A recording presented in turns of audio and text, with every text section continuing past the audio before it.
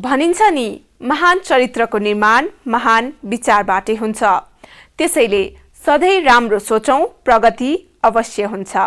आउनुहोस् यही महान प्रेरक भनाइसँगै सुरु गरौं कार्यक्रम कृषि चेतना। म आस्मा पौडेल। किसानहरूको जिज्ञासा र केही ज्ञान प्रदान गर्ने उद्देश्यले सञ्चालित कार्यक्रम यहाँहरूलाई कस्तो लागिरहेको छ कृपया कमेन्ट गर्न नभुल्नुहोला। साथै तपाई कस्ता कार्यक्रम हेर्न चाहनुहुन्छ त्यसको बारेमा पनि जानकारी गराउनुहोला।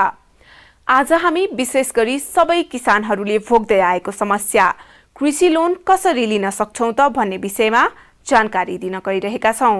पछिल्लो समय कृषि लोन प्रवाह नगर्ने बैंक सायदै कमै होलान्। राष्ट्र बैंकले नै सम्पूर्ण बैंकहरूलाई कृषि एवं पशुपन्छी कर्जामा निश्चित दायरा निर्धारण गर्दा अहिले बैंकहरू कृषि एवं पशुपन्छी कर्जा प्रदान गरिरहेका छन्। त्यसो भए कृषि लोन कसरी लिन सकिन्छ त भन्ने प्रश्न हजुरहरूको मनमा उब्जिरहेको होला। आउनुहोस् अब यसै विषयमा छलफल गरौं। सामान्यतया कृषि लोन दुई प्रकारबाट लिन सकिन्छ। एक सामान्य कृषि लोन र दुई ब्याज अनुदान सहितको कृषि लोन। सामान्य कृषि लोन भन्नाले कृषि फर्म दर्ता गरेका व्यक्तिले आवश्यक प्रक्रिया पूरा गरी बैंकमा चलेको ब्याज अनुसार प्राप्त गर्ने लोनलाई बुझ्न सकिन्छ। ब्याज अनुदानमा कृषि लोन भन्नाले सरकारले प्रदान गर्ने 5% ब्याजमा पाएको अनुदानबाट प्राप्त गर्न सकिने लोनलाई बुझ्न सकिन्छ। उदाहरणको लागि ए भन्ने फार्मले 25 लाख ऋण कुनै बैंकबाट लिएको छ भने उक्त बैंकले तोकेको ब्याजमा 5% सरकारको तर्फबाट पाउने लोन नै ब्याज अनुदान सहितको लोन हो। त्यसो भए हामीले कुन कुन शीर्षकमा कृषि तथा पशुपन्छी लोन प्राप्त गर्न सक्छौं त? खाद्यान्न बालीमा धान, गहुँ, मकै तथा अन्य, तरकारी खेतीमा मौसमी, बेमौसमी तरकारी, अफ सिजन, टनेल, हाइटेक, नगदे बाली खेतीमा चिया, कफी, उखु, अलैँची तथा अन्य, फलफूल खेतीमा केरा, आँप, लिची, सुन्तला, किवी, ड्रागन फल, स्याउ तथा अन्य। बिउ उत्पादनमा खाद्यान्न तथा तरकारीमा पनि लोन लिन सकिन्छ।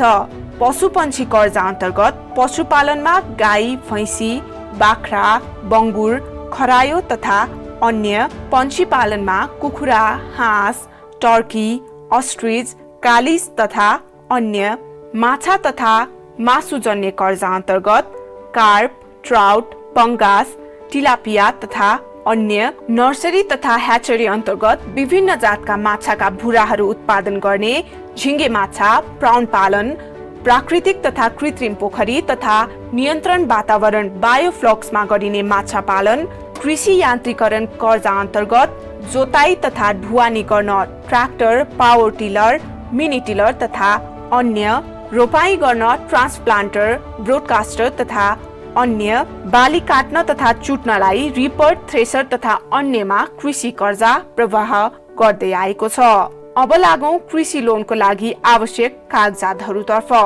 सुरुमा त तपाईहरूलाई आवश्यक हुन्छ निवेदकको नागरिकता प्रमाणपत्रको प्रतिलिपि, सम्बन्धित व्यवसाय बारे जानकारी, अनुभवको विवरण, व्यक्तिगत अथवा साझेदारी फर्म वा कम्पनी भएमा सम्बन्धित सरकारी निकायहरूमा दर्ता भएको प्रमाणपत्रको प्रतिलिपिहरू, प्यान तथा भ्याटमा दर्ता भएको प्रमाणपत्रको प्रतिलिपि, पूर्व सञ्चालित परियोजनाहरू भए लेखा परीक्षण तथा कर चुक्ता प्रमाणपत्रहरूको प्रतिलिपि, परियोजनाको प्रकृति र क्षमताको आधारमा विस्तृत व्यावसायिक योजना, परियोजना स्थलको स्वामित्व तथा संरक्षणमा रहने सम्पत्तिको आधिकारिक कागजातहरूको प्रतिलिपि, परियोजना स्थलमा उपलब्ध पूर्वाधारहरूको विवरण, व्यवसायबाट उत्पादित वस्तुहरूको बजार व्यवस्थापन बारे प्रत्याभूति, बैंकले माग गर्ने अन्य विवरण तथा कागजातहरू तथा सिफारिसहरू।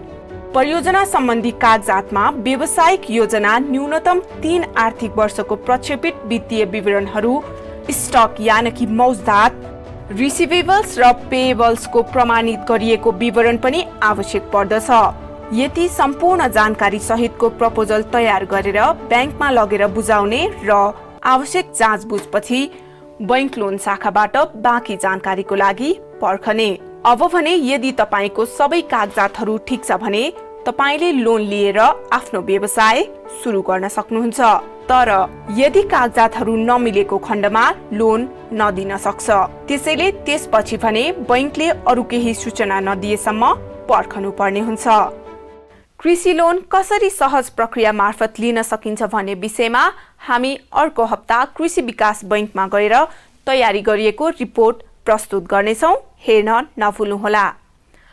किसान चेतना कार्यक्रम अन्तर्गत हामी प्रत्येक हप्ता किसानहरूको लागि उपयोगी विभिन्न कार्यक्रमहरू लिएर आउने गर्दछौं।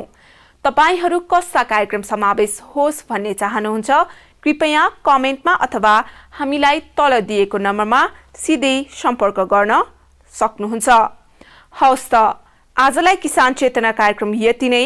अर्को हप्ता फरक विषयवस्तुका साथ उपस्थित हुने बाचा सहित बिदा माग्दछौं। नमस्कार।